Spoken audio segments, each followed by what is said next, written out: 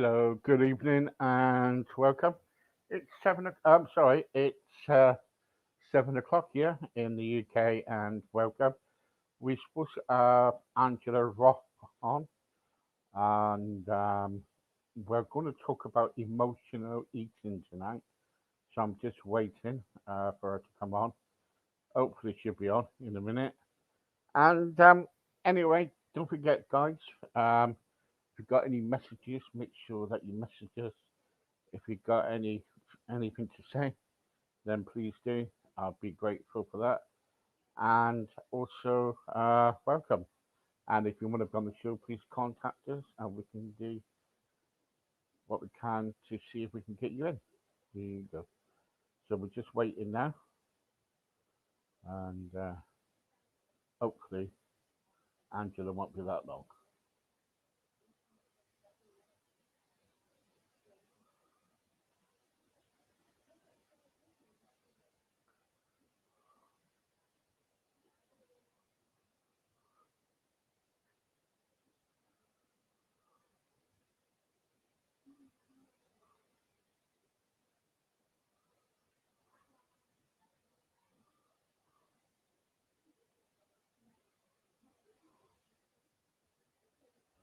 So anyway, we're still waiting,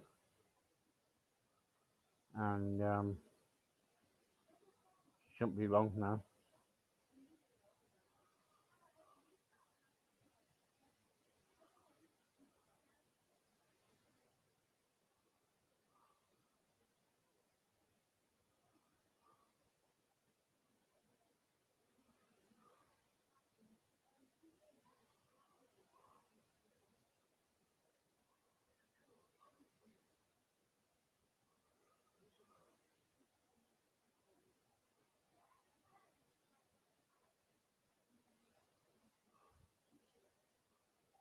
So we're just waiting.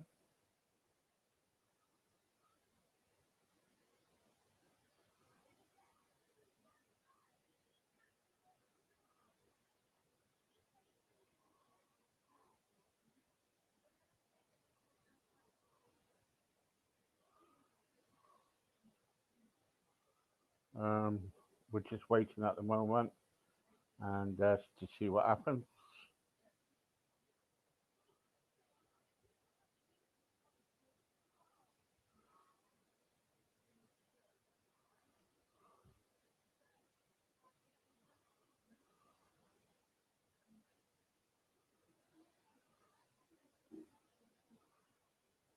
So many of us, right?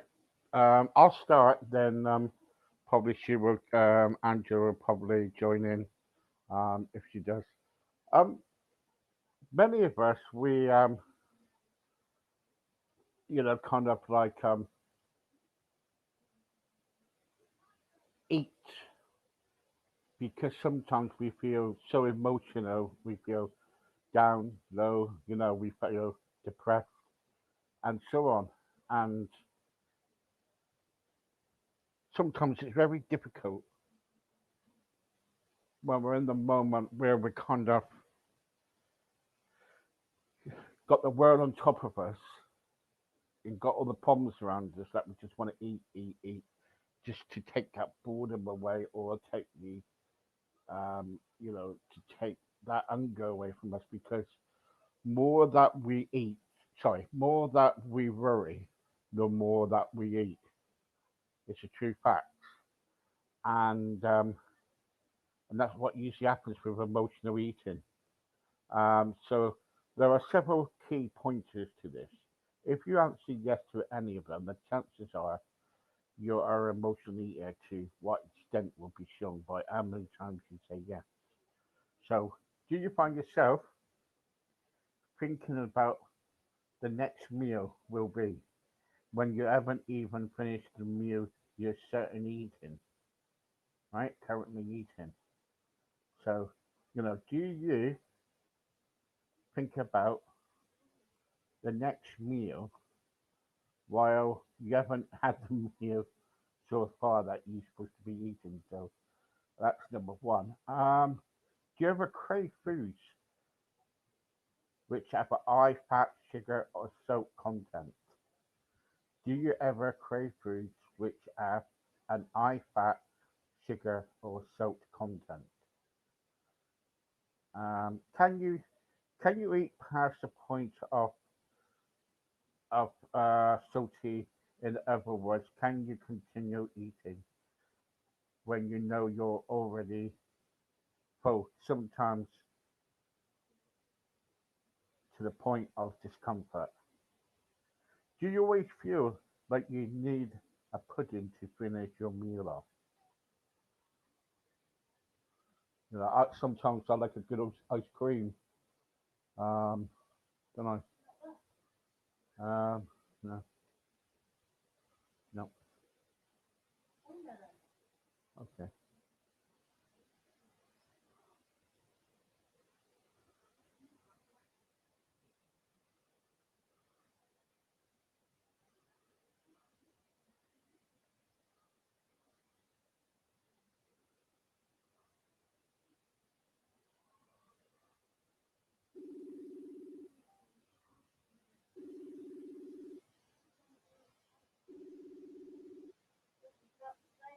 All right.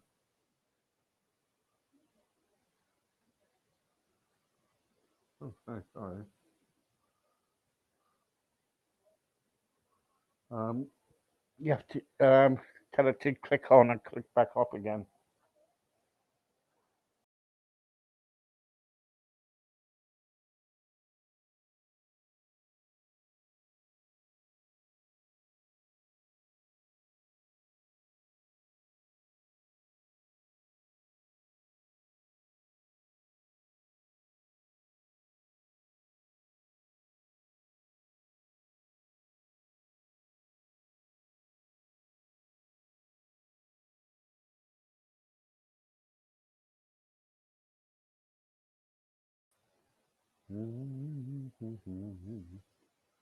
So anyway, so about emotional eating, I think most of us do that, don't we? We kind of like go around and crave foods that sometimes we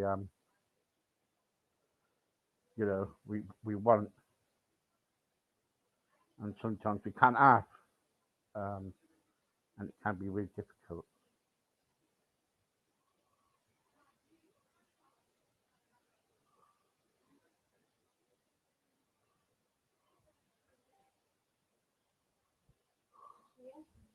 Yeah, I'll send you another link.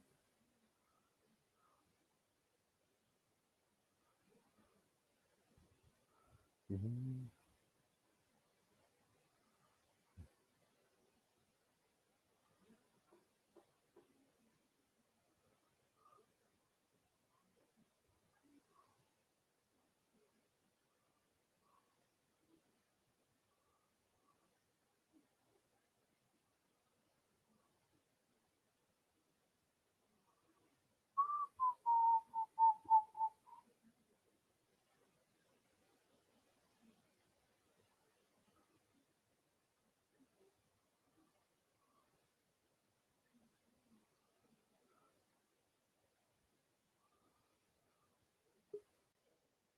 Oh.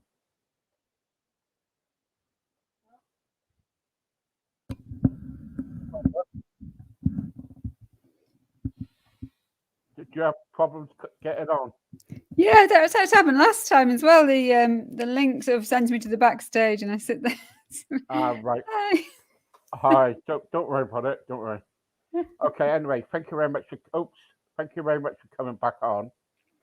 Um, I want to talk to you about emotional eating, if that's okay. Yeah, do ask me anything you like. Yeah. Okay. So with emotional eating, I've been through that, and sometimes it can be very difficult for somebody who is trying to lose weight or going through a lot of problems. Is that right? Absolutely. Yeah, I mean, to be honest, most problems with obesity are caused by emotional eating. Yeah. So, you know, So and what is the emotional eating then? so emotional eating is literally eating when you're not hungry. And a lot of people think to be an emotional eater, it means that you've got to be really depressed or, some major problem going on in your life that you can't control. And it doesn't. It just means that you've got into a habit of eating when you're not hungry.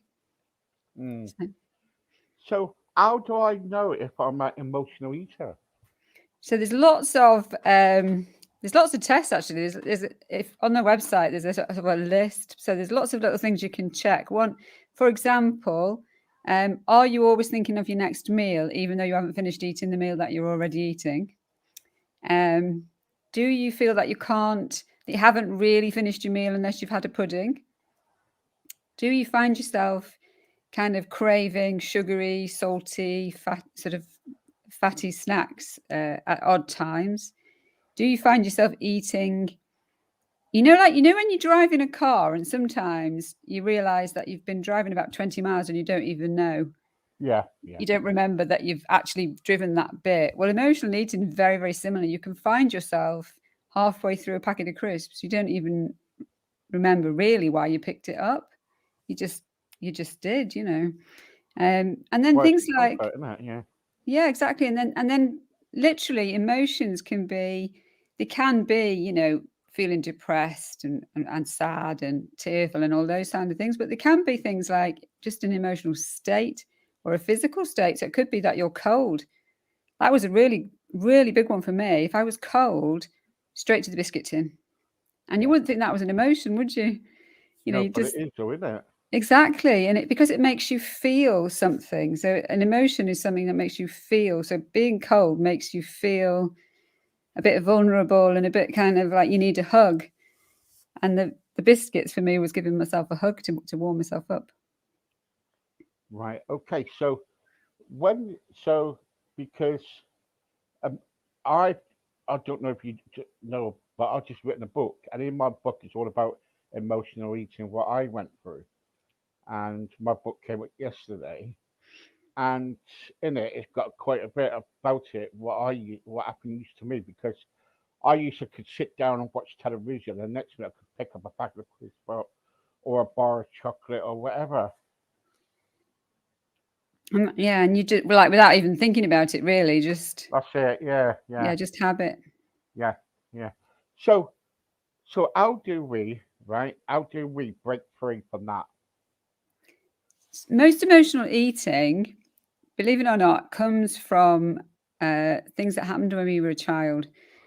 Sometimes it's not a child, sometimes it can be through like a relationship later on in life. But if we just start off from the basic point that for each and every one of us, we have a birthright. We have 4 birthrights, which might sound a little bit weird, but basically, when every baby is born into this world, they've got the right to be loved, to be cherished, to be nurtured, and to be protected. And that's what should happen for every child. Of course, it doesn't happen for every child, and we all know that. Even in the most loving of families, things are going to happen. But if you actually think about a baby, very difficult to overfeed a baby. You can't make a baby like drink too much milk because they'll just sick it back up again. And even when they get to the stage of like eating a little bit more solid food, they play with it, they spit it out. Sometimes you can get quite worried thinking they're not even eating enough. So the baby has a natural instinct to protect itself actually and to stop itself from overeating. But we develop through our childhood through relationships with people and the way we're treated. And it can even be through kindness. It can be the kindness of a grandparent who's always rewarding with food. And we develop habits and we learn behaviors around food. And food is often a reward. And it's a reward for whether we've behaved well, or it could be because we've been poorly, or we've been ill, or we've been bullied, something's happened to us. So we're often using food as a reward. And the message to the brain says that food is a comfort, food is a protection, and we take it on board as if it's our protection. And it's Mm, fundamental to our lives. We can't do without it. So it's a really you can't say, oh, just don't eat, just stop eating, you'll be fine. Because you have to eat. So you've developed this relationship and you attach it to emotional memories. But actually, when we go back and we start to look at where that came from, where did those habits come from? So we can actually do like an emotional habit journey, if you like, and it takes us back. And you start literally going backwards and saying, okay, so when did I start doing that? How did I start doing it? Was there a particular time in my life? Was it to do with the way somebody treated me? Like for me, it was really being bullied very badly, being told I wasn't going to have any friends. So my friend became chocolate.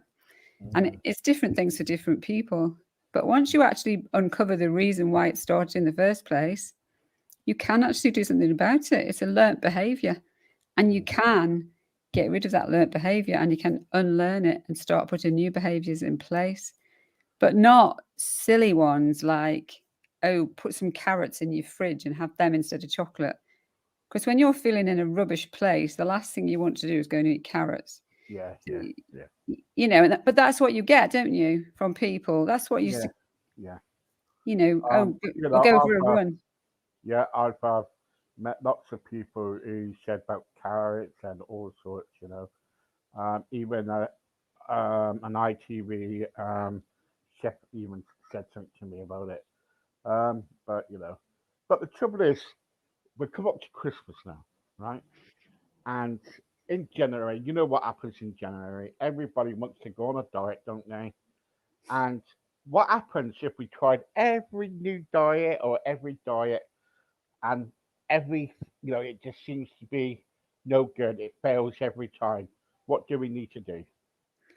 So two things. First of all, I always get everybody to do what I call a food and feelings diary, which you can do for yourself at home, and it is literally say I'm not going to change anything at all this week, but I'm going to write down when I'm eating, what I'm eating, how I feel before it, and how I feel after it, and to be really honest with myself because nobody's going to see it. It's not like somebody's going to. It's not like at school that somebody's going to mark it. There's no right or wrong. It's literally understanding your emotions, and for some people it might take longer than a week because you might want to do it for a month, and you might just, but don't change anything and don't feel bad. Just literally make a log of it so that you're starting to identify those emotions, and Yeah, then it's actually getting some help by somebody that understands what they're talking about and going through those emotions to actually unpick them and start believing in yourself again. Because what happens is our emotions, if they're in the wrong place, and if we're eating to feed our emotions,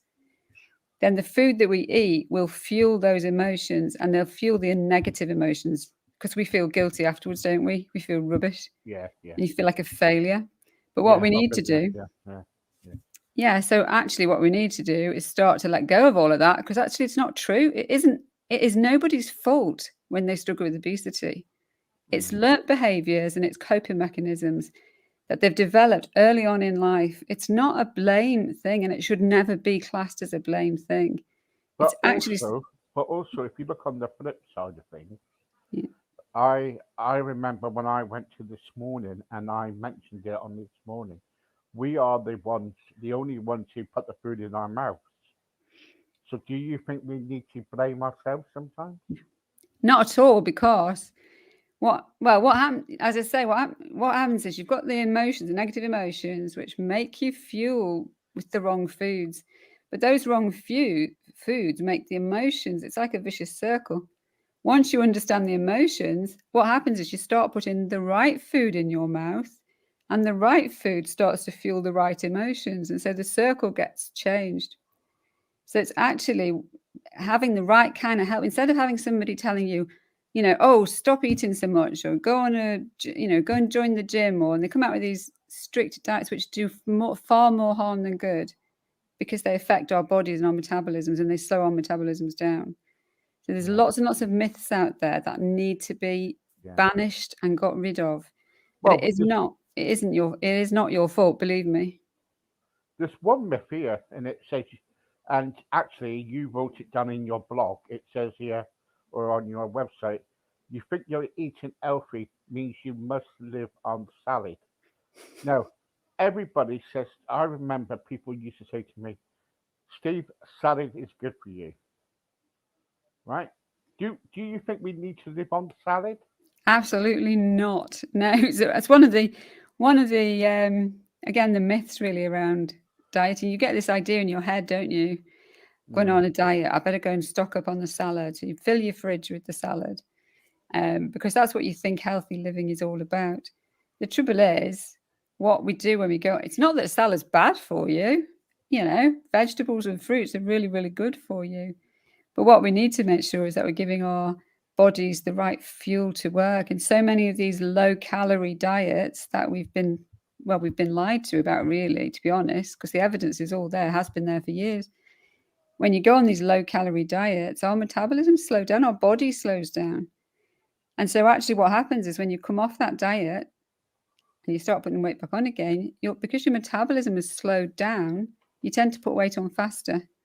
And so you begin this cycle of them feeling really bad, going back on a diet again, slowing down your metabolism again. And you'll know, just as many people as I do who've tried diets, it's not that they haven't dieted.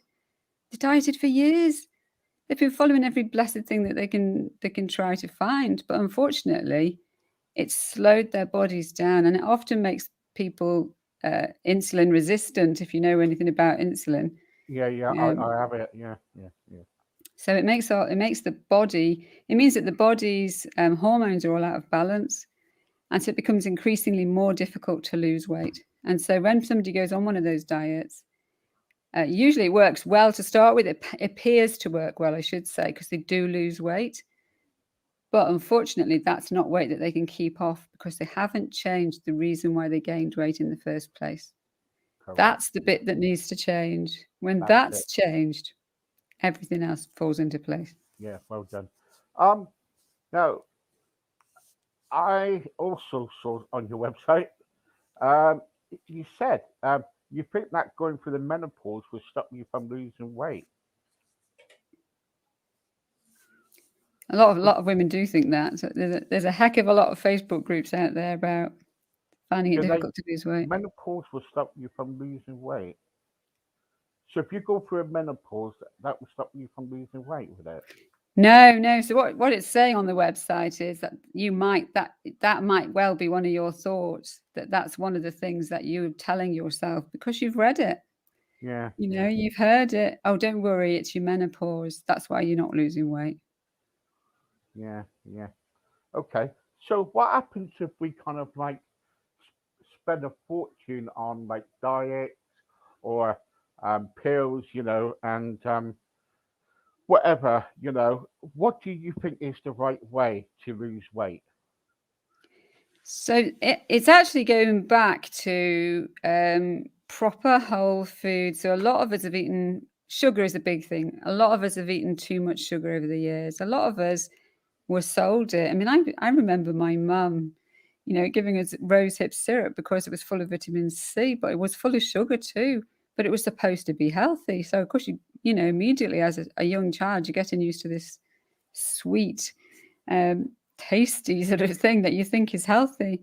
And over the years, the amount of sugar that's been added to our food is really, really bad. And of course, now they're trying to stop us by introducing sugar taxes and things. But once you've got used to that kind of sweet fix in your life, very, very difficult to let go of it. And sweeteners are used in place of it, but they also can have an effect on our bodies that keeps us in that need for sweetness. So a lot of it is about going back to actually eating whole foods and letting go of the processed foods, and getting our bodies to actually get the right nourishment. But first of all, unless you've actually dealt with the reason why the weight came on in the first place, it doesn't actually matter what diet you follow, you won't be able to stick to it. That's it. Now let's go on to you about your packages. So if anybody comes to you and wants some help, what kind of packages do you do? Well, we've actually got an 8-week program starting next week, which is a brand new one out of the box because I mostly in the past I've been working with the emotional side, but for many people who've been dieting for years, it's very difficult just to deal with the emotions. That actually we're used to having some kind of food plan in front of us as well. So there's an 8-week course starting next week. And there'll be another one in January, by the way, and that is literally helping somebody, like an introduction, if you like, to why did you gain the weight in the first place and what can you do about it. So getting rid of all the myths around weight loss, chasing away all the self-doubt, all the shame, all the anger at yourself and all of that stuff, getting rid of that first, and then putting into place the sort of foods that's going to help your emotions to get to balance out. So it's a lot about, as I say, whole foods, getting rid of processed foods and so on. So that's starting next, and then And then in January as well, we're going to have a challenge, a week-long challenge where people can come and just join in and literally spend a bit of time with me, spend a bit of time in the Facebook group, get lots of hints and tips to get them started in January on a healthy start. And then if they want to work more with me, then there'll be some more opportunities to do that also. Brilliant. So the group that you start next week, is that for men and women or just women? It's for both. I have to say that probably if we had, at the moment it's all women that's doing it. If I had a few men that wanted to do it, I would probably do a separate group for them, because actually, in some ways, men and women who want to lose weight do have the same areas that they want to talk about. But actually, the men they often feel that they want to talk differently. So if we had more men join in, then I might well ask, do you want to do a separate group, and we do sort of 2 sessions instead. Well, Um, this year is interesting to me. So, if it was open to men, I would love to join, and because it would be really good for me. Because I think I need to start from the basics and work back up again. I think. yeah, no, I would love to do that with you, Steve. So Yeah, by all means, and we can always, you can just say, look, does any other men want to join me? yeah, In fact, actually, I have to say, my son's not listening at the moment. One of my sons is diabetic, but he might well be. I mean, he's a bit hard for him to just come into a group of ladies. So, but he might be really happy to come in and join in, with other men. yeah, yeah. I am totally, because it's not a, there's not a lot out there at the moment, and yeah, and I need to kind of like, go back to the surface and start it all over again, and so um, there's a lot of bits out there about everything, about kind of like, that I'm a right person for obesity concern. I do a lot of campaigning and stuff like that about it. But the trouble is with obesity is this: that it's not the obesity much; it's the government. And the trouble is, if the government stop selling kind of fatty stuff or sweets or whatever in the supermarkets, I believe the obesity will kind of like go down. Do you think? Do you think now or the near future? Do you think the government will wake up and say, you know, um, something needs to be done? Because every time a child goes by a till, there's temptation there, like sweets and stuff like that. And the government is always saying to people who's who's obese or fat, right? That you got to lose weight, go on a course, do this and do that. But at the end of the day, if they're putting it in front of us, people are kind of like going to go for it, aren't they? Yeah. I would. The government clearly have realised, that there's an issue, but I don't think they're looking in the right place. There's still, to me, it seems to be putting all the emphasis on those who are suffering with obesity, like changing their lifestyle, or going through surgery, or I read Mm. about a new drug that's going to be introduced next year, or what was his name, Lord Robathan or something last week, saying, now what we've got to do is tell people that they must stop eating so much. That's going to sort the obesity problem out. I wanted to go, Yeah, honestly, I'm not a violent person, but I want to go and punch him. I thought, you yeah, have yeah, got yeah. no idea. No. What do He you think? hasn't, no, he Y- hasn't, no. How many obese people do you know that probably eat less than the person sat next to them who hasn't got a weight problem? Yeah, yeah, Because they've done it for years, and they're punishing themselves for years. And it makes me so angry that, I'm on a mission to just get this government just to change their policies. Look, just to say, look, why did it start? Where did it come from? Let's go to the root of the problem and stop, yeah. instead of trying to deal with the symptoms. Oh yeah, I've written in my book, I'm a right, every time I go on Twitter to Parliament, I always get tripped up because I do a lot of campaigning on Twitter. I'm always in Twitter jail and stuff like that. But it's not because I'm sort of a person like swearing at them or doing anything wrong. I'm just kind of saying certain things, and they just don't like it, so they just take me off. I've done a lot of, I've chained myself to a fence because they were going to build a local takeaway near a school in Plymouth. Now the trouble is, that's so they're not allowed to build takeaways or fast food shops near schools. It's got to be so much. I think it's got to be around about, I don't know. The last time I heard it was about 1,000 meters away or something. And the trouble is, Angela, in Plymouth alone, there is a row of takeaways. Okay, a row of takeaways. Now, a long time ago, it never used to be like that. No. It used to be a butcher's, newsagents, a bakery, or whatever. But it's all takeaways. And the trouble is, when kids come out of school, they come around the corner, and their mum would go, "Okay, come on, hurry up. You're not having no ice cream. We're going home now. We're going to get some tea." And the child would kick off, and they probably want to go into McDonald's or KFC because it's convenient food, especially for the mum because you don't have to cook, and it's convenient for the child. And that's what this is where the problem lies. And I've been trying to kind of like trying to get rid of all that, trying to get rid of all the fast food. Not to get rid of it all, but to kind of like lessen it. But the trouble is, you'll see, it's about greed. It's about money. See, because the government are making a lot of money from it. So they Yeah. take a lot of money. They take a lot of money off the fast food, and then but next minute they kind of penalise us because we're fat. Yeah.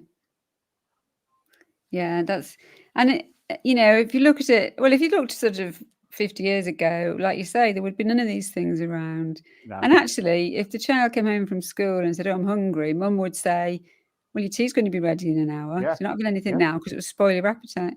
That would be the typical, that you'd get from your mum, wouldn't you? So, and Yeah. it's not, and I'm not blaming mums. I'm not blaming, I'm a mum of 4 children, and I know what it's like. So I'm not, for me, I'm not blaming any particular parent, but because we've changed our whole attitude, particularly to snacking. Mm, Snacking's become suddenly part of the British culture or the mm, American culture. I mean, it's not just in this country, is it? And it's like people have to have snacks. Children have to have snacks. Well, they don't have to have snacks, actually. They're not going to fall over and die if they don't have a snack after school. yeah. Yeah. But we've got into the habit of it. But until we actually start helping those people, it's almost like we've got to work backwards. We've got to start helping the adults to understand how to get Mm, themselves into a healthy place because mm. nobody actually wants to be obese. It's not a lifestyle choice. It's not Nobody nice. It's not nice. decides.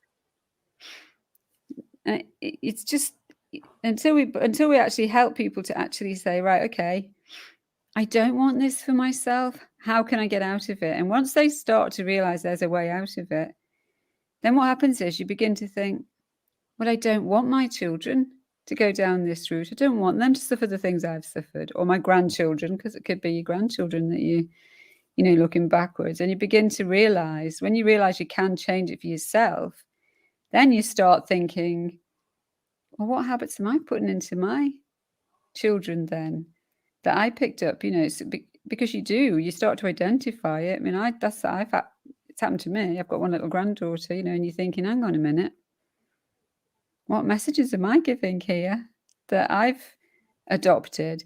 So it helps you to start thinking about that, and then you want to start undoing or changing the things that are going on. But you aren't going to be able to do it by some government diktat that says, all children have got to eat this or not eat that. Mm, mm.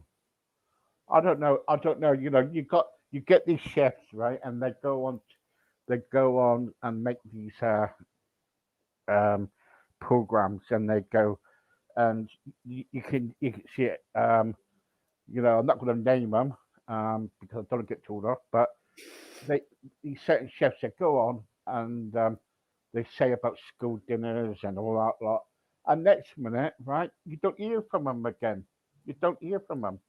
You know, it's not even on the person's website. You know, and if you're kind of like going to start something, you got to finish it. Yeah. You know, Yeah. it's no good kind of like doing it for publicity. You know, forget about the publicity. You got to kind of like worrying about one, your child, and two, about about the family, because it's we're living in an obesity world now, Mm. and a lot of us are being a lot of people being these obese and everything, and the trouble is it's so difficult to get out of. Yeah. And the government are just kind of, I'm not trying to be horrible, but the government are just keep taking and taking and taking and making it more bad for people who are obese, because Mm. they're putting all this junk food in these supermarkets and shops, and next minute they're telling us to kind of like lose weight, or people who's on employed unemployed lose your benefit. Now, Mm. you, what's that? You know what I mean? I do, and I think it's, and it just appalls me, because it's like you're saying it's like you're saying it's your fault, and it's like this assumption that the only reason somebody struggles with obesity is because they eat too much. But if you Mm, look back at that person's history, what are you saying? Are you saying that as a child they took it upon themselves just to start eating too much, and it was totally a choice that they had, and they could either, play with cars, or they could eat chocolate, and it doesn't make any sense when you look at it in the I know. true way. It just shows you how ridiculous it is. People don't just suddenly choose to eat more than they No, need. I don't. They've they've learned it. Yeah. But the wonderful thing is, and the exciting thing is, that I find is that because we learned it, means we can unlearn it. It's not a genetic thing. People are, I think people who struggle with obesity are um, almost like sent down this path. So you either feel really, really guilty, or you go and join in with other people who pat you on the back and say, "Oh, never mind, love. It's genetic. You Yeah. haven't got any choice about it. It's genetic." But actually, it's not genetic. It's something that we've learned over the years, and we've made a choice, but it's not been an informed choice. We didn't know what we were doing. It was just a coping mechanism. It was no You know. different from somebody else who paints pictures to get Yeah. rid of their stress. Do you know how much? How there's a 7-year old in UK. He's got an eye weight. He's got your highest weight. Do you know what that is? He's 7 years old. Have a Seven. guess. Oh, I 12 don't know. stone 12 stone at 7. Bless him. at 7. Right Yeah. now, somebody in the US. I can't remember. I had a child obesity meeting the other day, and someone was not. They were 9 years old, and they are around about 13 or 14 stone. And they haven't got any medical condition. It is literally, No, no, nothing. They were just eating and eating, just sitting there eating and eating and eating, okay. and the parents were jobs. They were out all the time, and they were being left with money and everything, and they were buying takeaways and stuff like that. So it makes you. It makes you really sad, doesn't it? It, Because, I mean, anybody looking from the outside would see, and, where's the love that that child should be getting? yeah, that's neglecting it, really, isn't it? Well, it is, because it's food gives us a physical feeling, doesn't it? So Yeah, and it should do, because it's food's supposed to be enjoyed, so it should give us a physical feeling. But if you're looking at a child who's literally trying to comfort themselves with the things that in the moment make them feel good, and that'll be the sweet, salty, fatty things. That's just what it will be, because it gives them that dopamine kick. It makes them feel good. mm, And the more that it's just like a drug then, it's just like I want to be high all the time, and the way I'm finding to be high is to eat chocolate or ice cream or whatever it is for them.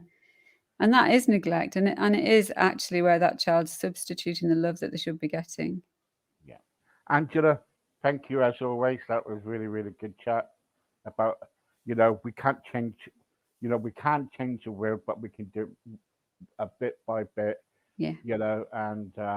And hopefully one day the government will wake up and find out what really, really goes on, behind the scenes, because, they need to be told, and